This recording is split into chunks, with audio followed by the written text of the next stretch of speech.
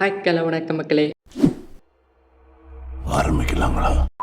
இந்த வீடியோவில் நம்ம என்ன பார்க்க போகிறோம்னா, இப்போ ரீசெண்டாக தமிழ் டப்பில் என்னென்ன அனிமி எல்லாமே ரிலீஸ் ஆயிருக்கு. அது என்னென்னு பார்க்கறதுக்கு முதல் நம்ம சேனலில் யாரும் இன்னும் சப்ஸ்கிரைப் பண்ணாமல் இருந்தீங்கன்னா மறக்காமல் நம்ம சேனலையுமே சப்ஸ்கிரைப் பண்ணி வச்சுக்கொள்ளுங்க.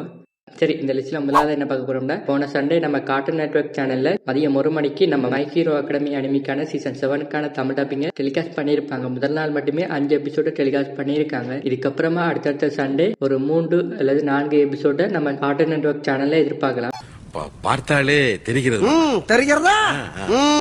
இதுக்கப்புறமா நம்ம அமேசான் பிரைம்ல அனிமி டைம்ஸ்ல பாரடாக்ஸ் லைவ் அனிமேஷன் என்கிற ஒரு மியூசிக் பேஸ்டான ஒரு அனிமியோட தமிழ் டப்பிங்குமே ரிலீஸ் பண்ணியிருக்காங்க. மொத்தம் இந்த அனிமில 12 எபிசோட் இருக்குது.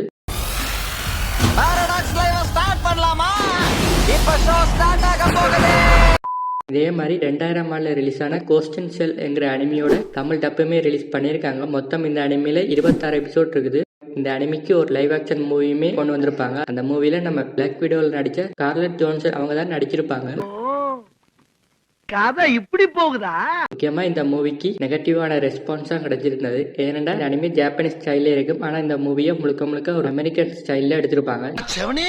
போய்க்கிருந்தேன் யாரு வம்பு தும்புக்காச்சும் போனா. மற்றும் முக்கியமா இந்த அனிமிக்கு IMDb ரேட்டிங்ல 8.5 ரேட்டிங் இருக்குது. ஸோ அதனால கண்டிப்பா உங்களுக்கு ஒரு சைஃபை கேட்டகரியான ஒரு ஆக்ஷன் இந்த அனிமி பார்க்கணும்னா இந்த அனிமியுமே ட்ரை பண்ணி பார்க்கலாம். முக்கியமா இந்த அனிமி 2000 ஆண்டுல ரிலீஸ் ஆயிருக்கால அதுக்கேற்ற மாதிரி தான் இந்த அனிமியோட அனிமேஷன் குவாலிட்டியுமே இருக்கும். அப்போ அந்த டைம்லயுமே இந்த அனிமிக்கு ஒரு பெஸ்டான அனிமேஷன் தான் கொடுத்துருப்பாங்க. அடுத்து நம்ம அனிமி டைம்ஸ்ல நம்ம ப்ளூ லாக் அனிமியோட சீசன் 1க்கான ரீடப்புமே ரிலீஸ் பண்ணியிருக்காங்க. என்ன ஒரு புத்திசாலித்தனம். மற்றும் இந்த வீடியோக்கு ஒரு லைக்கும் மறக்காம நம்ம சேனலையுமே சப்ஸ்கிரைப் பண்ணி வச்சுக்கொள்ளுங்க. அப்பதான் அடுத்தடுத்த வீடியோ போடுறதுக்குமே நமக்கு மோட்டிவாகவும் இருக்கும். இதுவரைக்கும் நம்ம வீடியோ பார்த்ததுக்கு ரொம்பவே நன்றி. தேங்க்யூ.